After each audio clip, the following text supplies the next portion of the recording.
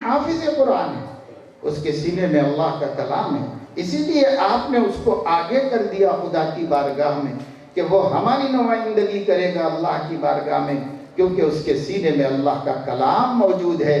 جس کے سینے میں اللہ کا کلام ہے اس کو اللہ سے کلام کرنے کا زیادہ حق حاصل ہے۔ اس لیے آپ نے کہا آپ نماز پڑھائیے، ہم پیچھے پڑھتے ہیں، لیکن یہاں شہر کے مسلمان موجود ہیں، مختلف طبقوں سے آپ کا تعلق ہوگا، ایجوکیٹڈ لوگ بھی ہوں گے، تجارت کرنے والے بھی آپ میں ہیں، آپ کے اندر محنت مزدوری کرنے والے بھی آئے ہیں، آپ کے اندر پروفیشنلز بھی ہیں، بڑے بڑے عہدے والے، علم والے، ڈگری والے بھی موجود ہیں۔ آپ سے میں یہ عرض کرنا چاہتا ہوں، حافظ کو آپ نے نہیں، اللہ نے آگے بڑھا دیا، نبی نے آگے بڑھا دیا، اور آپ نے بھی آگے بڑھا دیا، اب کمیٹی نے بھی آگے بڑھا دیا۔ لیکن کیا حافظ کی زندگی معاشی اعتبار سے کس طرح گزر رہی ہے؟ کبھی کسی مصلی کو خیال آتا ہے؟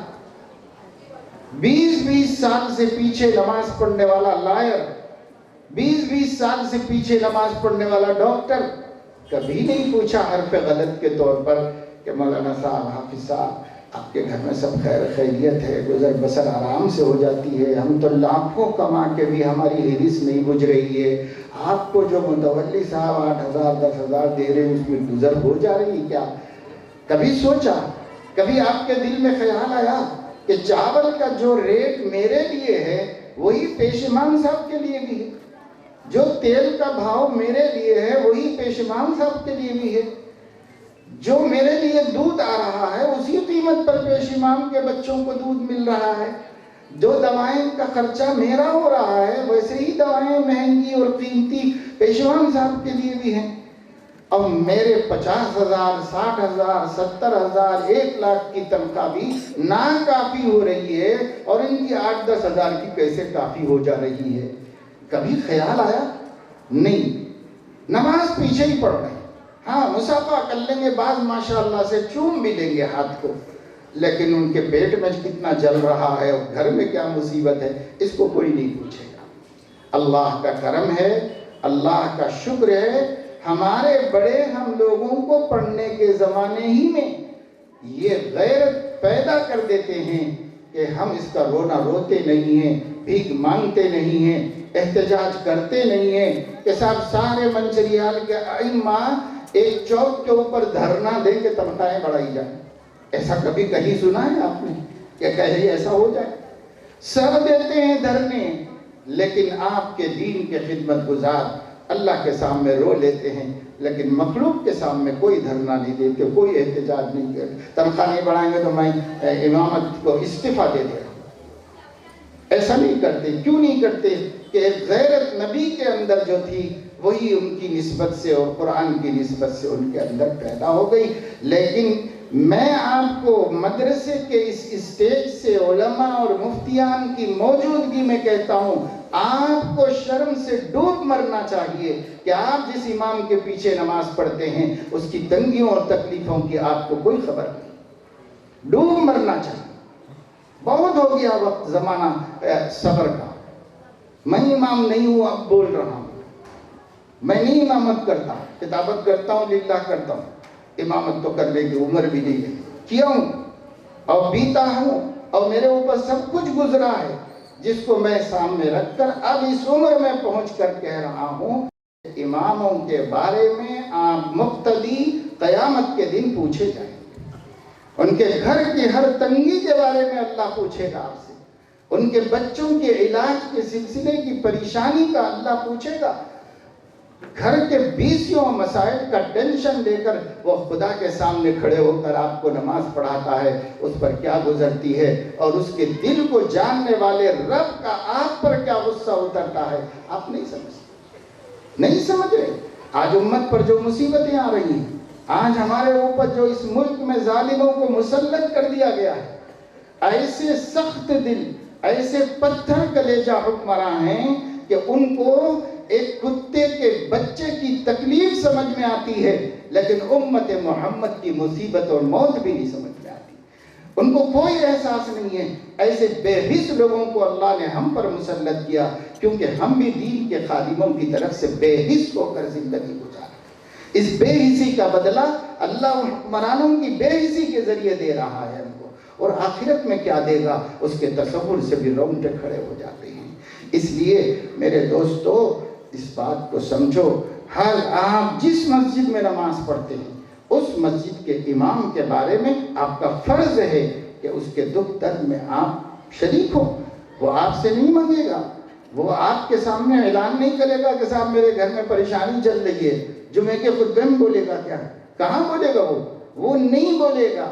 وہ دل میں چھپا کر پڑ رہا ہے، دکھ رہا ہے. اس کا ضمیر کبھی کہتا ہے کہ بے ہم حافظ عالم کیوں بن گئے. اس کا ضمیر کبھی کہتا ہے کیا یہ کام چھوڑ کے کوئی بزنس شروع کر دوں.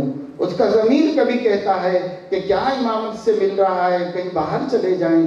نہیں جا سکتا، ہاتھ پیر سلامت نہیں ہے، کما نہیں سکتا، تجارت نہیں کر سکتا، سب کچھ کر سکتا ہے، لیکن وہ احساس ذمہ داری جس نے اس کو حافظ عالم ہونے کی وجہ سے قوم کی خدمت کا عطا کیا ہے اس کو مجبور کر دیتا ہے. وہ ضمیر کے ہر سوال کا جواب صبر کی تلقین سے ختم کر دیتا ہے.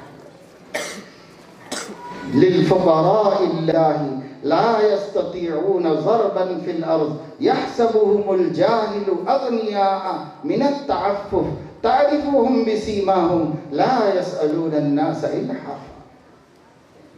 اللہ فرما رہے ہیں تمہاری آمدنیوں کا زائد حصہ، تمہاری خیراتیں اور تمہارے ہدایا و تحائف کے زیادہ حقدار وہ ضرورت مند لوگ ہیں جو دین کی خدمت کی وجہ سے محدود ہو گئے ہیں، محصور ہو گئے ہیں. احصروا فی سبیل اللہ، وہ اللہ کے کام کی ذمہ داریوں کی وجہ سے کہیں محدود ہو گئے ہیں. آپ اللہ فرما رہے ہیں ان کی فکر کرو. لا يستطيعون ضربا في الارض، وہ زمین میں کہیں بھی جا سکتے ہیں لیکن اپنی ذمہ داری کی وجہ سے نہیں جا سکتے. ادھر نماز پڑھا کے چلا گیا تھا فجر میں، پھر ظہر میں آ جاؤ. ظہر کی نماز پڑھا کے چلا گیا تو کچھ دھندا کر سکتا ہے، کاروبار کر سکتا ہے، عصر کی اذان ہو جائے گی.